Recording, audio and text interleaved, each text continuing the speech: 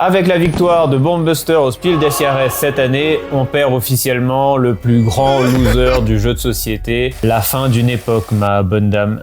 Ce côté loser, c'est pas moi qui le dis, c'était Mathieu Despnous, le fondateur de Cocktail Games, l'éditeur, qui s'en amusait en 2023 sur le média Combini. Tous ces jeux-là ont été nommés, mais n'ont jamais gagné. C'est la loose totale, en fait. Et avant cette victoire, l'éditeur avait connu un véritable parcours du combattant, et cela ressemblait carrément à une vraie malédiction.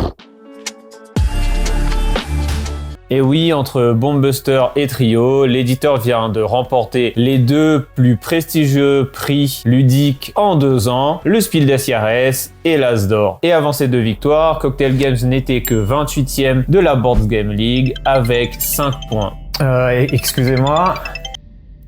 Oui? Mais attends Laurent, je comprends pas, ça vient d'où cette histoire de Board Games League? Ah oui, c'est vrai, je vous ai jamais parlé de cette Board Games League. La Board Game League, c'est un classement des éditeurs en fonction des prix ludiques reçus. Le Spiel des Jahres et l'As d'Or valent 3 points, et une victoire au Diamant d'Or, au Flip ou au Board Game Geeks Award vaut 1 point. Cocktail Games avait reçu quand même un Spiel des Jahres avec Hanabi et 2 Golden Geek Awards.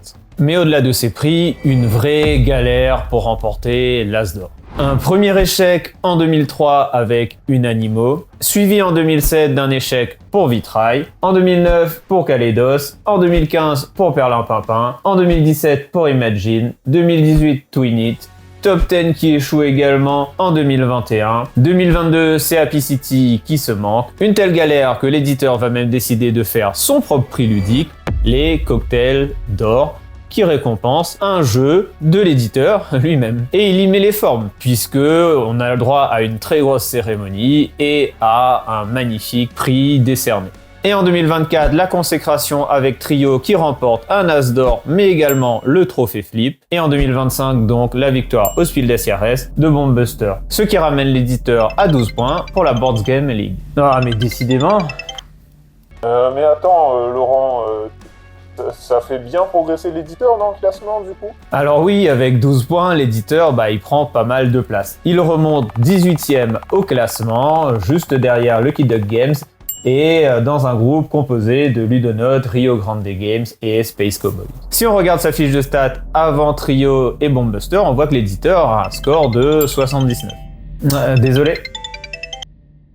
Non mais attends Laurent, c'est quoi encore cette histoire de fiche de stats là? T'en avais déjà parlé avant? Ah ouais, désolé, non, effectivement, j'en ai pas parlé. On a la statistique créée pour créativité. On prend les notes des 4 meilleurs jeux, on multiplie ça par 11,5 et on divise par 4. Avec Hanabi, Top 10, Sushi Go Party et Top 10 18, on se retrouvait avec une stat à 85. Rec pour récompense, on multiplie par 100 le nombre de jeux et on divise ça par le nombre de jeux qui ont obtenu un prix. Alors là, on prend tout, on prend l'ensemble des prix ludiques qu'ils ont pu obtenir. On lisse ça avec un exposant de 0,061 parce que c'est quand même mieux de lisser, qui nous fait une stat à 91. Best pour Best Game, on prend le jeu qui a eu la meilleure note. Ici, c'est Hanabi Deluxe. Je rappelle, c'était avant Bombbuster. Ça nous fait une stat à 87. Creux pour le Prestige. On prend 100 et on enlève le classement à la Board Games League, ce qui nous fait 72. Ans pour l'ancienneté, ici 30 ans d'ancienneté, ça nous fait 95, 20 ans 85, et avec un premier jeu sorti en 1990, ça nous fait une stat à 99. Et enfin règle pour la régularité, on prend le pourcentage des jeux notés en dessous de 6,5 sur BGG, ici ça nous fait une stat à 37.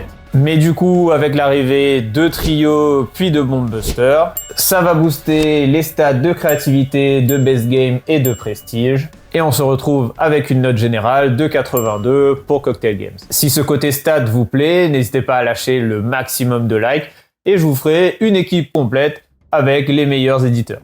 Et Bombbuster, c'est quoi? Bombbuster, c'est un incroyable jeu de déduction coopérative. Votre but, ça va être de désamorcer la bombe qui est là. Par exemple, je vais dire à mon partenaire qu'ici, il a un 4, puisqu'il m'avait donné cet indice au début de la partie, et moi aussi j'ai un 4 dans mon jeu. Ensuite, je peux, puisque j'ai les 2 derniers 4 du jeu, il y a 4 fois la même valeur, couper aussi les 2-4 qui sont également dans mon jeu. Et c'est comme ça qu'on va pouvoir avancer sur les déductions du jeu. On va débloquer aussi des outils pour nous aider et à chaque erreur, on va descendre inexorablement vers l'échec de la mission. Plus on va avancer dans le jeu, plus les règles vont devenir complexes, avec l'apparition de fils jaunes et de fils rouges. Et ce qui est incroyable, c'est que dans cette boîte, vous allez avoir un ensemble de petites boîtes à débloquer, avec des missions de plus en plus complexes. Et ça, dans le plaisir du jeu, c'est fantastique. Bon, on peut finir cette vidéo tranquille ou pas, là? Non, mais Laurent, tu comptes finir la vidéo sans nous montrer le classement de la Board Games League? Bah, je comptais le laisser pour une autre vidéo, mais si t'insistes, voilà le top 5 de la Board Games League. Et on voit que Gigamic est en tête avec 47 points, Yellow deuxième avec 40 points, Ravensburger 32 points. Et du coup, je me demande si l'année prochaine, Cocktail Games, ils vont arriver à faire la passe de 3 et à remporter à nouveau le Spiel ou l'As d'or.